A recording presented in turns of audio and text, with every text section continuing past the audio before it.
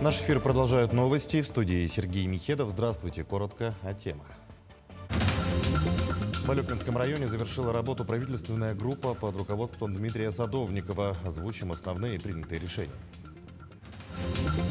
В Якутии еще 14 отдаленных сел подключат к высокоскоростной мобильной связи и интернету. Ростелеком построит и запустит базовые станции мобильной сети стандарта 4G. Путешествие для ученых и юных натуралистов. Новый экологический маршрут под названием «Большая Кимбрийская тропа» проложили в Хангаласском улусе.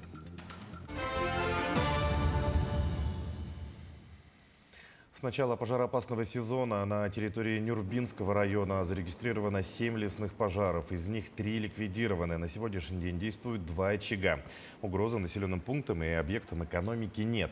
Один пожар в Нюрбачанском наслеге в местности Атыях. Отдаленность населенного пункта 27 километров. Общая площадь 1800 гектаров. Огонь тушат 70 человек и 3 единицы техники.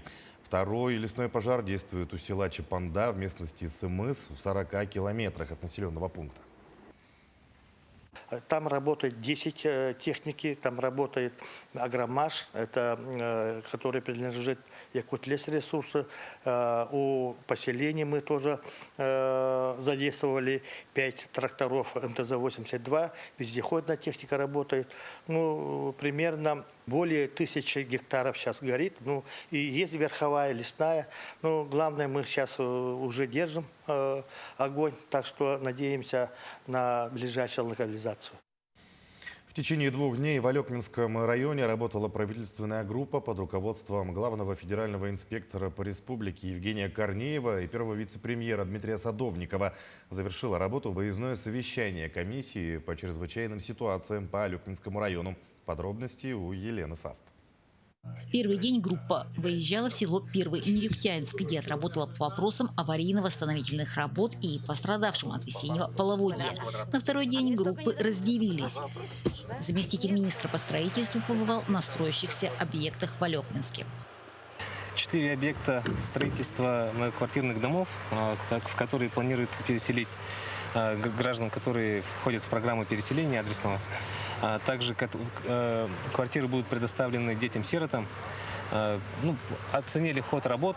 Получается, по 3 объектам не видим особых рисков. Темпы работы хорошие, рабочая сила задействована, техника задействована.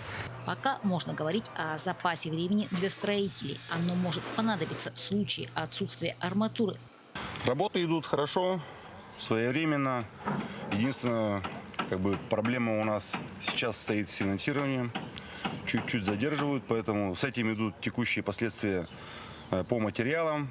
В Якутске тоже сложности с арматурой, с металлопрокатом. В целом мы к этому подготовились.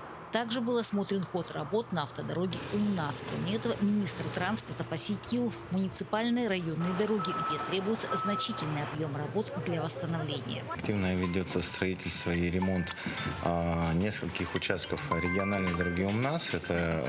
Первая из них – это дорога, которая проходит транзитом через город Алекминск. Она вводная в этом году. Сегодня мы убедились, что на самом деле достаточная протяженность уже сделана. Остались только сопряжения на перекрестках. На выездном заседании КЧС были точечно обозначены актуальные вопросы, в том числе по пострадавшим. Пострадало 819 граждан. Из них на сегодняшний день получили более 700. И получается, у нас на сегодняшний день осталось выплатить 27 гражданам. То есть буквально сегодня-завтра завершаем выплату всем пострадавшим гражданам. В своем выступлении главный федеральный инспектор отметил, что самое важное – думать и решать вопросы людей. Для пострадавших в республике от половодья выделены значительные суммы. Задача местных властей – не допустить ошибок. Внимание уделяем и надеемся, что, как говорится, если прогнозы, которые у нас сегодня намечены в рамках доклада по Алекминскому району, по линии гидромедслужбы, подтвердятся, то в начале августа мы ожидаем большие осадки на территории Алепинского района. И, конечно, очень надеемся, что эти осадки помогут нашим лесопожарным силам. Елена Фаст, Максим Копылов, Алекминск. Глава Якутии поручил завершить работы после паводка в Намском улусе до начала отопительного сезона. О ходе аварийно-восстановительных работ шла речь на встрече Александра Николаева с главой Намского улуса Юрием Слепцовым. Отмечено, что все выплаты материальной и финансовой помощи в качестве компенсации за ущерб от паводков полностью доведены до населения. Также в районном центре селе Намцы возводят школу на 450 мест по нацпроекту образования. Глава республики подчеркнул, что качественно построенный объект должны ввести до конца текущего года. На федеральном уровне будут решены вопросы финансирования. Сейчас, например, по капитальному ремонту домов, по восстановлению полностью утраченных домов предстоит очень большая работа. И самое главное, все эти работы должны завершиться в этом году. Люди до начала отопительного сезона должны войти в новые дома, отремонтированные дома. Это самое первое. И, конечно, социальные объекты. В первую очередь образовательные объекты, школы, детские сады. В Якутии еще 14 отдаленных сел подключат к высокоскоростной мобильной связи и интернету. Ростелеком построит и запустит базовые станции мобильной сети стандарта 4G по федеральному проекту «Устранение цифрового неравенства 2.0» нацпроекта «Цифровая экономика». Федеральный проект предусматривает улучшение телекоммуникационной инфраструктуры в населенных пунктах с населением от 100 до 500 человек. В настоящее время доступ к интернету имеется почти в 540 населенных пунктах республики, где проживает 99,85% населения.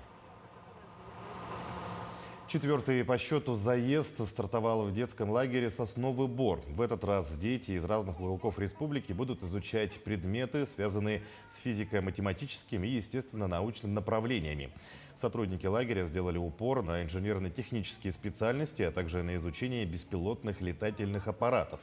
В рамках смены «Инженер будущего» 120 ребят посетят образовательные мастер-классы, тренинги, уроки финансовой грамотности, встречи с интересными людьми и многое другое. Длительность пребывания детей в лагере – 21 день.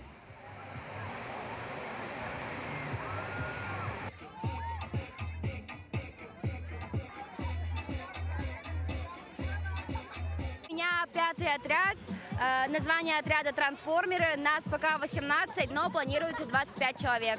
А есть Радиколымские районы, Момский, Верхоянский район есть и в основном город Якутск. Для 5-го отряда планируется очень много выездов, так как они ребята старшие, 16-17 лет. У них будет кружки по финансовой грамотности от Центрального банка России. Также у них будут конкурсы от Синергии и так далее. Очень много. Новый экологический маршрут под названием «Большая Кимбрийская тропа» проложили в Хангаласском улусе. Он будет интересен не только палеонтологам, изучающим геологическое и биологическое прошлое Земли, но и юным исследователям-натуралистам. Подробности расскажет Виолетта Засимова.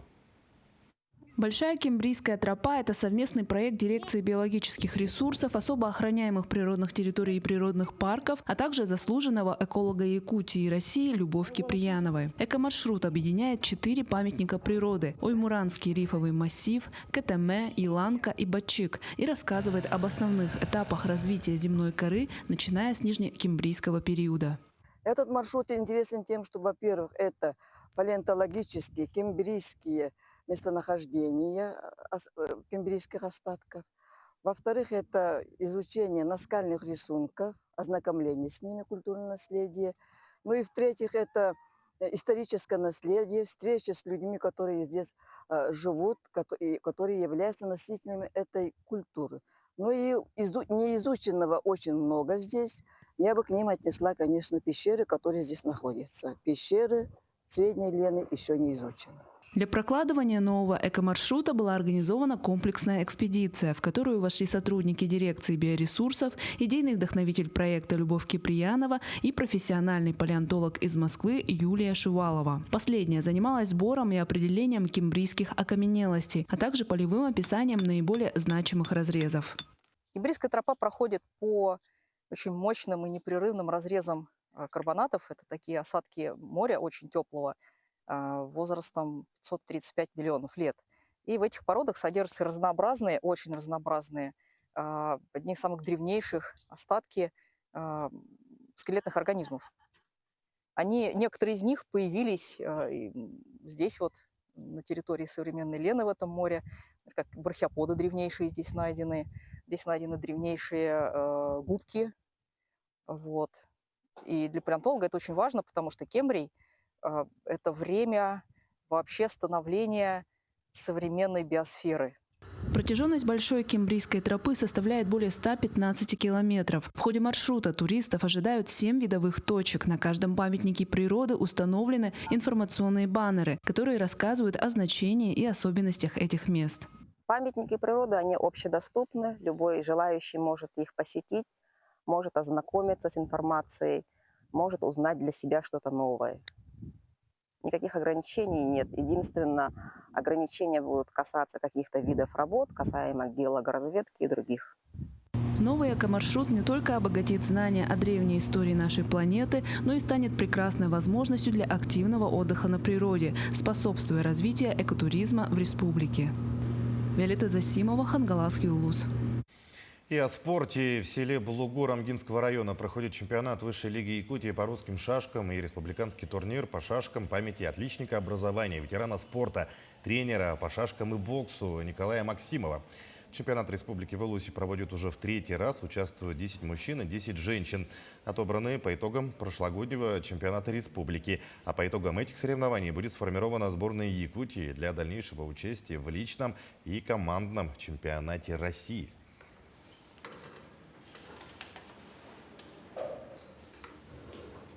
Принимает участие 7 гроссмейстеров, и 8 мастеров и 2 кандидата мастера спорта.